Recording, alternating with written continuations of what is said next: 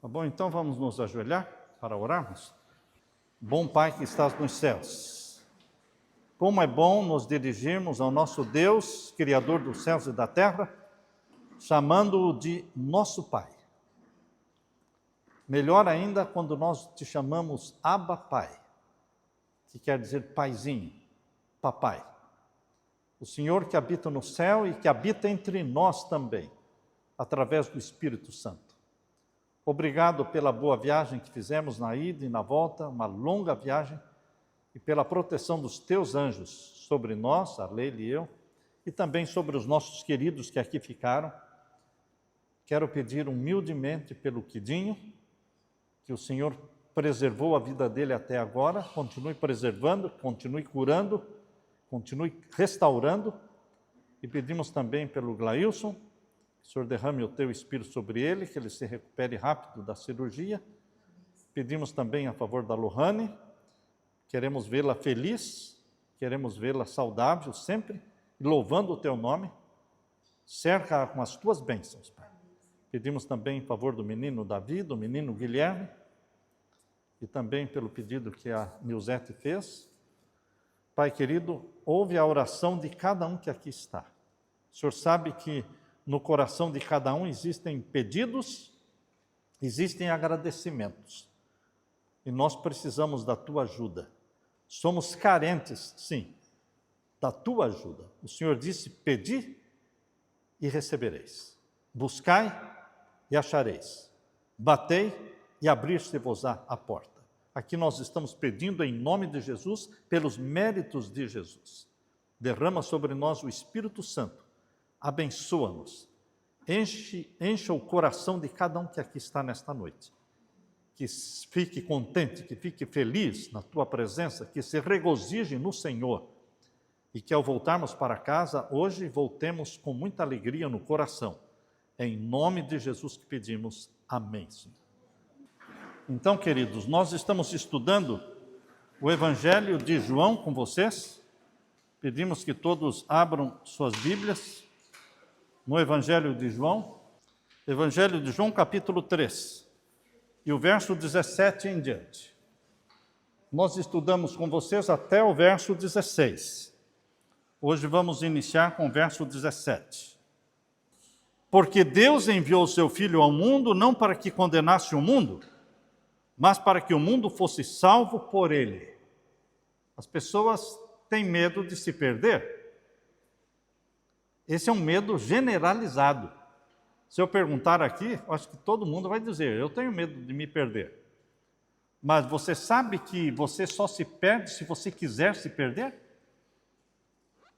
Você só se perde se você quiser se perder. Porque Jesus não veio condenar o mundo, mas salvar o mundo. Veja aí o verso 17. Porque Deus enviou o seu Filho ao mundo, não para que condenasse o mundo, mas para que o mundo fosse salvo por ele. Deus proveu tudo que você precisa para a salvação. Deus fez tudo.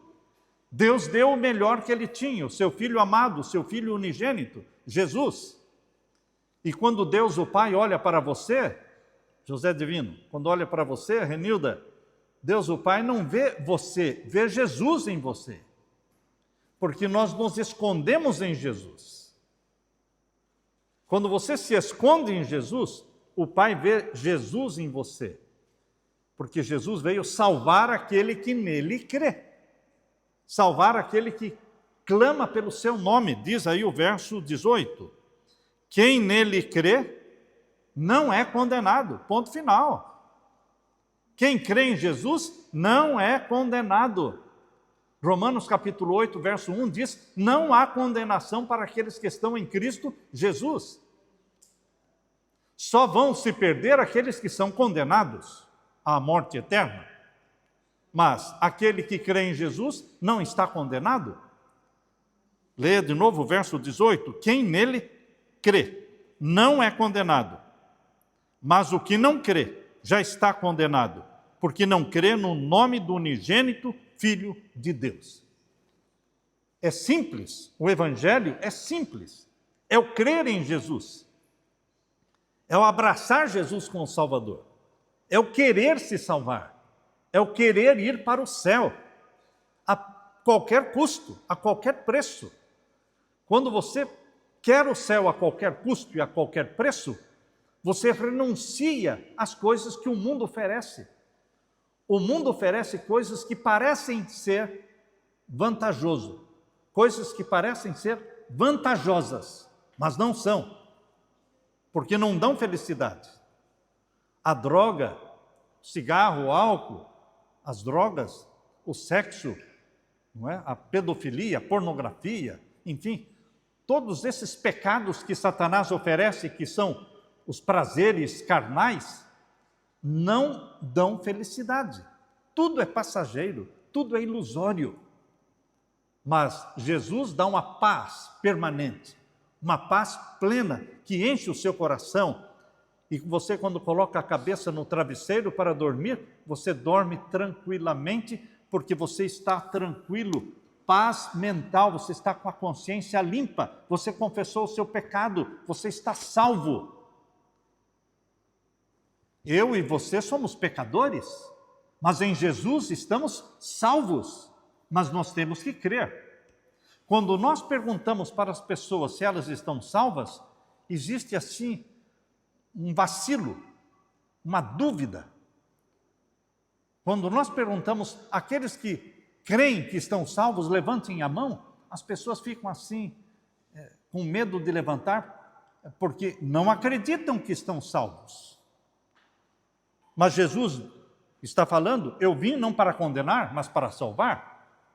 E aquele que crê em mim não será condenado. Você crê em Jesus? Quando eu pergunto, você crê em Jesus? A pessoa responde, creio. Então, por que você tem dúvida da sua salvação? Talvez seja porque você tem um pecado não confessado. Entende?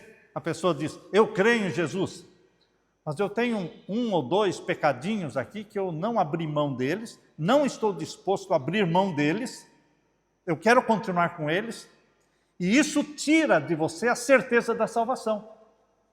Entende? Quando a pessoa não tem a certeza da salvação, é porque está vivendo na prática de algum pecado e não quer confessar, não quer abrir mão, não quer abandonar o pecado. Que tal? Você quer conservar o pecado e viver na dúvida? Estou salvo ou não? Vou para o céu ou não? Ou você quer abrir mão do pecado, confessar o pecado e ter a certeza? Porque é o que a palavra de Deus está dizendo. Leia comigo agora o verso 19. A condenação é esta: a luz veio ao mundo, mas os homens amaram mais as trevas do que a luz. Ali diante de Pilatos estava Jesus, estava Barrabás. Jesus representando vida eterna, salvação. Barrabás representando Satanás, o mal. Barrabás era um assassino, era um ladrão. E o povo tinha que escolher, porque Pilatos disse, a quem vocês escolhem? Jesus ou Barrabás? E a multidão disse o quê? Barrabás, Barrabás, Barrabás. Eu não entendo, eu não consigo entender. Você consegue entender? Jesus que fez o bem, ressuscitou mortos, alimentou multidões, milhares comeram os pães e os peixes multiplicados por Jesus, curando. Ele passava por vilas e vilas inteiras eram curadas, não ficava nenhum doente depois que Jesus passou. Nenhum doente atrás dele, porque ele curava vilas inteiras.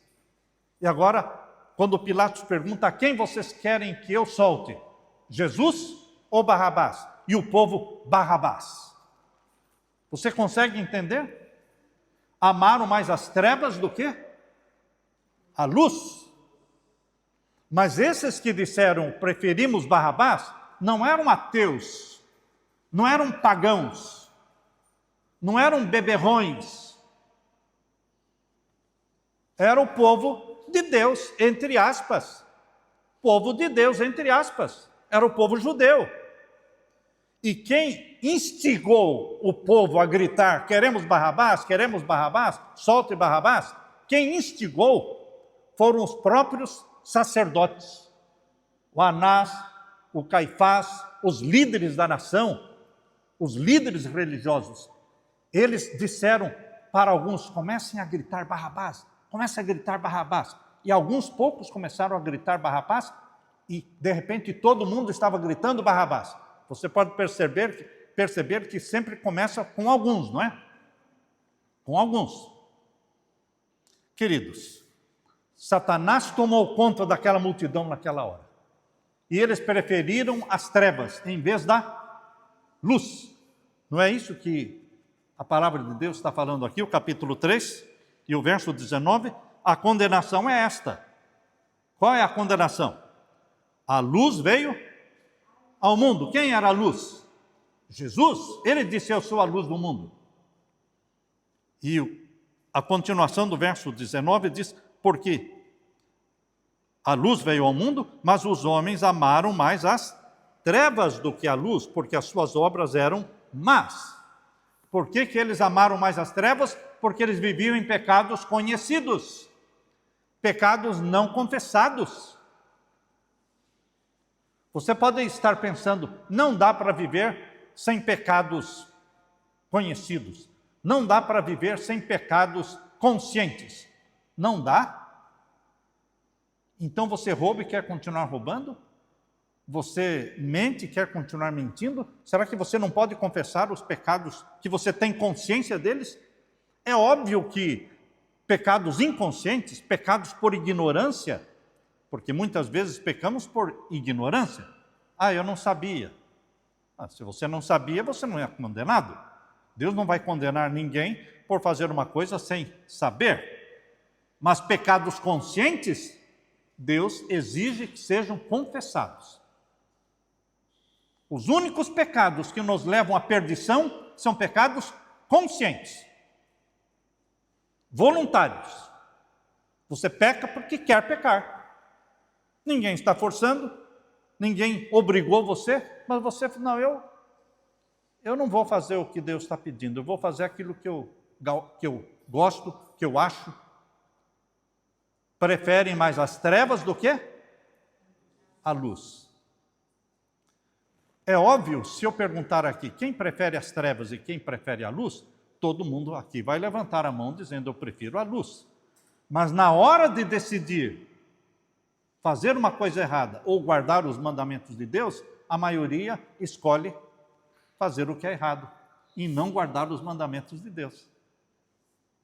Falam uma coisa com a boca, mas as ações estão falando diferente. Não é estranho? Quando com a boca você fala uma coisa, mas as suas ações mostram outra coisa. Isto é falsidade. É hipocrisia, quando você fala uma coisa e faz outra. Portanto, agora vejam o verso 20. Pois todo aquele que pratica o mal detesta a luz e não se aproxima da luz. Quem ama o pecado gosta das trevas.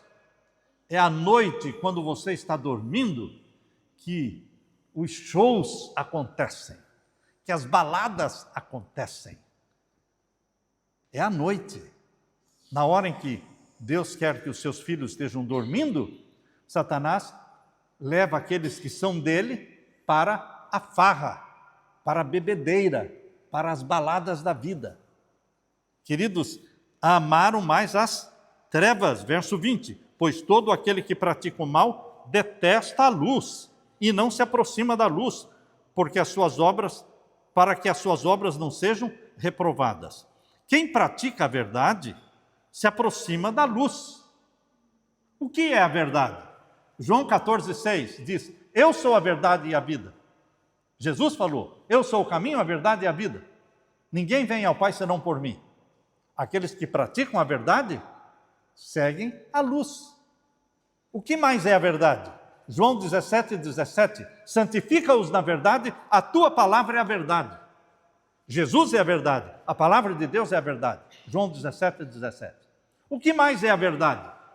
Salmo 119,86. Todos os teus mandamentos são verdade. Salmo 119,86.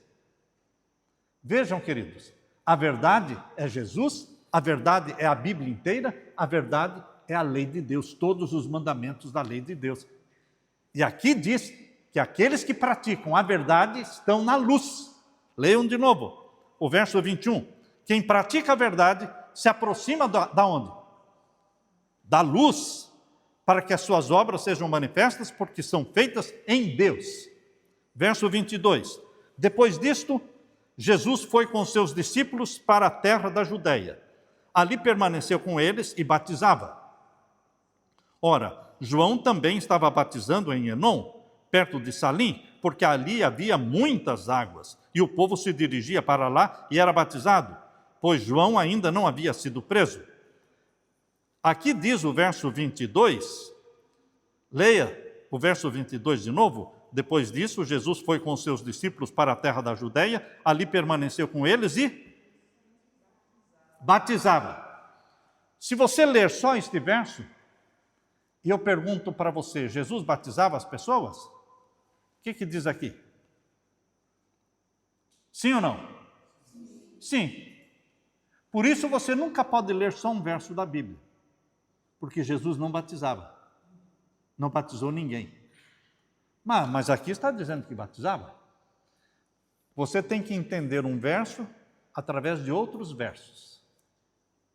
Quando você tem dúvida de um verso, você vai em outros versos, para que os outros versos expliquem melhor aquele que deixou assim em dúvida, entende? Nós costumamos dizer que a Bíblia explica a Bíblia. A Bíblia é a intérprete de si mesma. Não sou eu que interpreto a Bíblia, não é você. Não é um pastor, não é um padre, nem um papa que vai interpretar a Bíblia. A Bíblia interpreta a si mesma. Agora, prova disso. Qual é a prova disso? Capítulo 4. Capítulo 4, verso 1. Leiam comigo, capítulo 4 aí mesmo. João capítulo 4, verso 1. Leia comigo. Quando Jesus soube que os fariseus tinham ouvido dizer que ele fazia e batizava mais discípulos do que João, verso 2. Se bem que Jesus mesmo não batizava, e sim os seus. Viu que este verso explica o verso de João 3:22? 3:22, o que dizia? Leia comigo de novo o verso 22 do capítulo 3. Depois disso, Jesus foi com seus discípulos para a terra da Judeia e ali permaneceu com eles e batizava. Jesus batizava. Não, você não explica, você não entende a Bíblia só com um verso. Você tem que ler vários versos para entender. Porque o capítulo 4, verso 1 explica que quem batizava eram os discípulos. Porque o próprio Jesus não batizava ninguém, nunca batizou ninguém. Leia de novo o capítulo 4, verso 1. Quando Jesus soube que os fariseus tinham ouvido dizer que ele fazia e batizava mais discípulos do que João, se bem que Jesus mesmo não batizava, e sim os seus discípulos. Então, queridos, nós vamos de Gênesis ao Apocalipse, porque o Antigo Testamento ele é explicado pelo Novo Testamento. Você só pode entender a Bíblia se você estudar de Gênesis a Apocalipse. Antigo e Novo Testamento. Eles se complementam. Agora vejam o verso 23, capítulo 3, verso 23. Ora, João estava batizando em Enom, perto de Salim. Por quê? Por que João estava batizando em Enom, perto de Salim? Qual a razão? Por que João tinha que sair da cidade e ir para um rio onde tinha muita água para poder fazer batismo? Ora, se fosse só para jogar aguinha na cabeça, ele podia fazer isso dentro de casa, não podia? Que tal? Se fosse só para jogar um pouquinho de água na cabeça, ele podia fazer isso em qualquer lugar. Pega lá uma canequinha com água e joga na cabeça. Por que ele tinha que ir para um rio onde tinha muita água? Porque o batismo bíblico é mergulhar na água. Não é jogar uma aguinha na cabeça, é mergulhar na água. A palavra batismo vem do grego, que quer dizer mergulhar. Batizar é sinônimo de mergulhar na água. Por isso, João batizava num rio onde havia muita água. E agora diz o verso o finalzinho do verso 23. Porque ali havia muitas águas e o povo se dirigia para lá e era batizado, pois João ainda não havia sido preso. Verso 25. Então surgiu uma discussão entre os discípulos de João e um judeu a respeito da purificação, e foram até João e lhe disseram: Mestre, aquele que estava com o Senhor no outro lado do Jordão, eles estavam falando de Jesus. Aquele que estava com você do outro lado do Rio Jordão, falou, ou seja, Jesus, do qual o Senhor deu testemunho, ele está batizando e todos vão até ele. João respondeu: ninguém pode receber coisa alguma se não lhe for dada do céu. Vocês mesmos são testemunhas de que eu disse: eu não sou o Cristo, mas fui enviado como seu precursor. Olha, aquele que você deu testemunho dele, ele está lá batizando.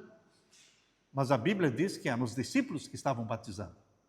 Mas muita gente está indo atrás dele. Eles estavam tentando despertar em João Batista ciúmes. O que você acha que eles estavam tentando fazer? Satanás instigou aquelas pessoas a irem até João e falaram: olha, aquele Jesus que você batizou, ele está tendo mais discípulos do que você. Multidões estão indo atrás dele. E João poderia se sentir o quê? Enciumado. Mas vejam a resposta que João deu. A resposta que ele deu. Eu não sou, verso 28, eu não sou o Cristo, mas fui enviado como seu precursor. O que tem a noiva é o noivo. Eu não sou o noivo. O noivo é ele. Jesus é o noivo. E quem é a noiva? A igreja. A igreja é a noiva. Você e eu somos a noiva de Cristo. Cristo é o noivo. João Batista disse: eu não sou o noivo. Eu sou amigo do noivo. E porque eu sou amigo do noivo, eu fico feliz porque todos estão seguindo o noivo. Eu não vim disputar com ele. Eu não vim brigar com ele para ver quem é mais importante, quem tem mais discípulos, não. Eu vim preparar o caminho para ele. Somos primos. Somos primos. Eu sou 6 meses mais velho do que ele. Eu nasci com uma missão: preparar o caminho para o meu primo, que é Jesus.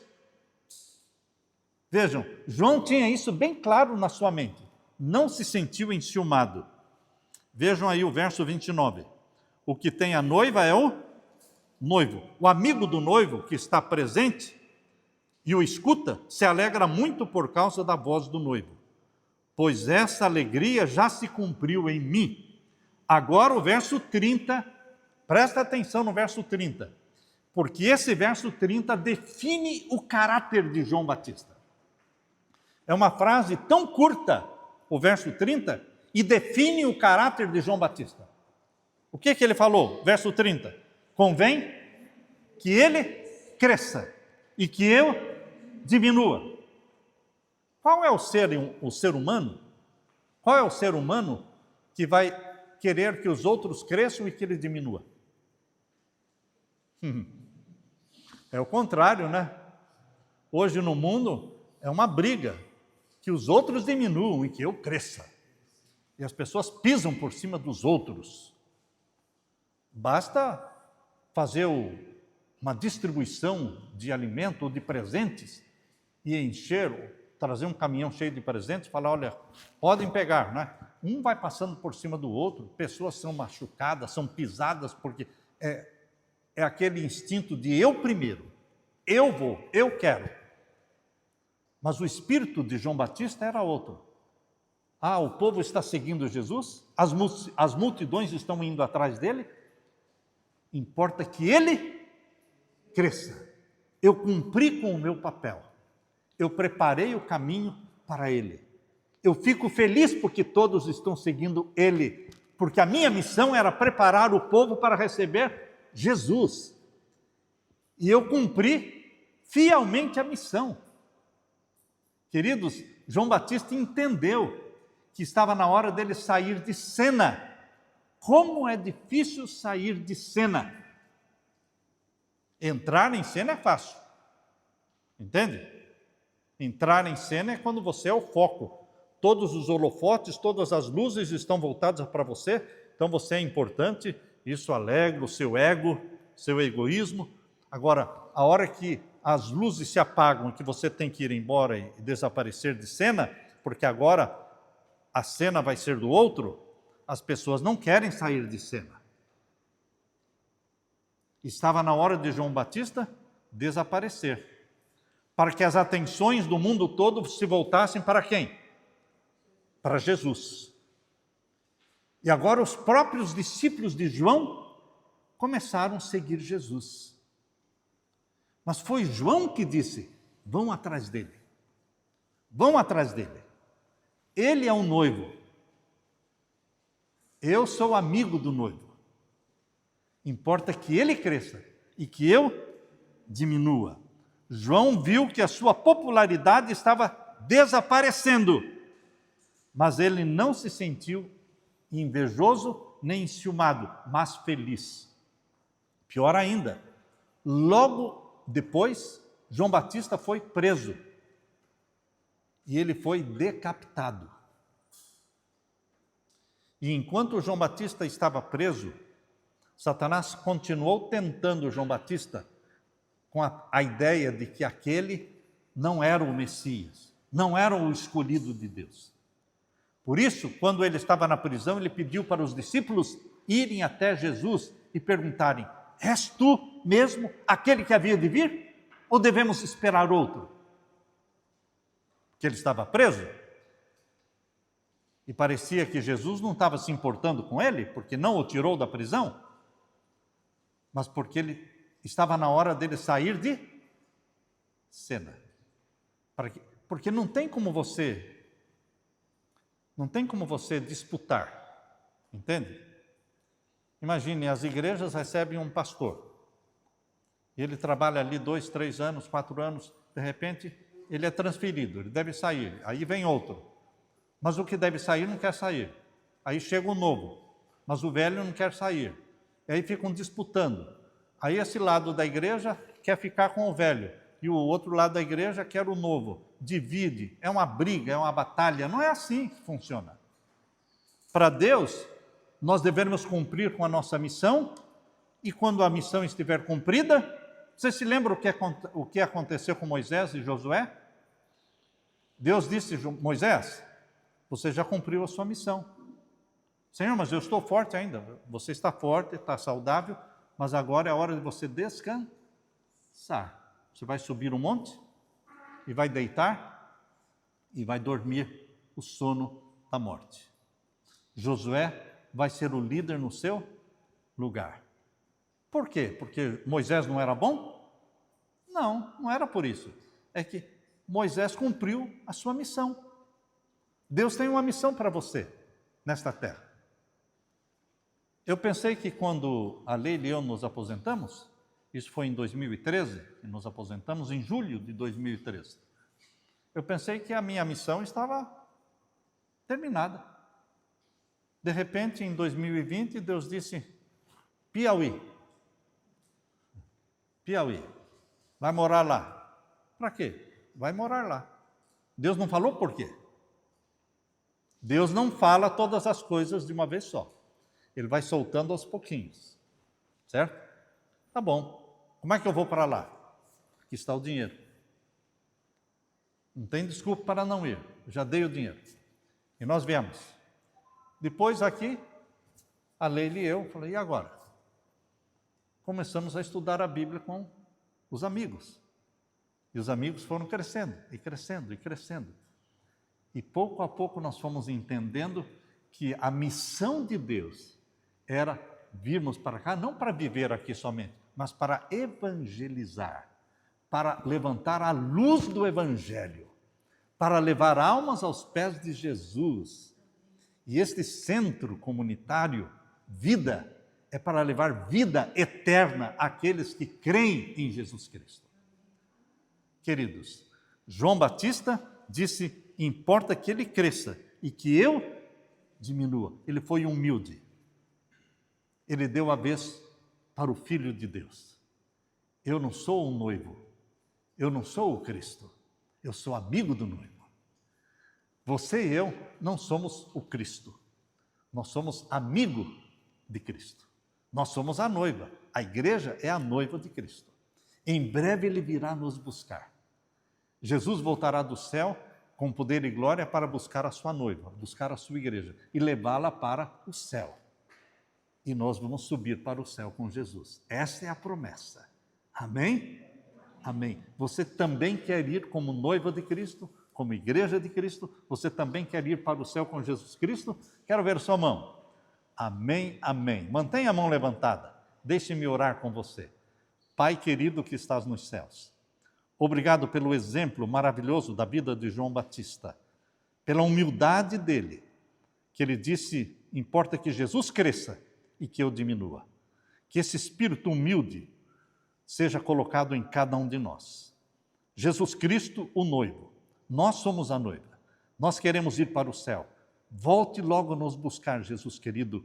Registre lá no céu todas as mãos levantadas e venha nos buscar muito em breve. Em nome de Jesus que pedimos e todos dizemos amém, Senhor. Amém.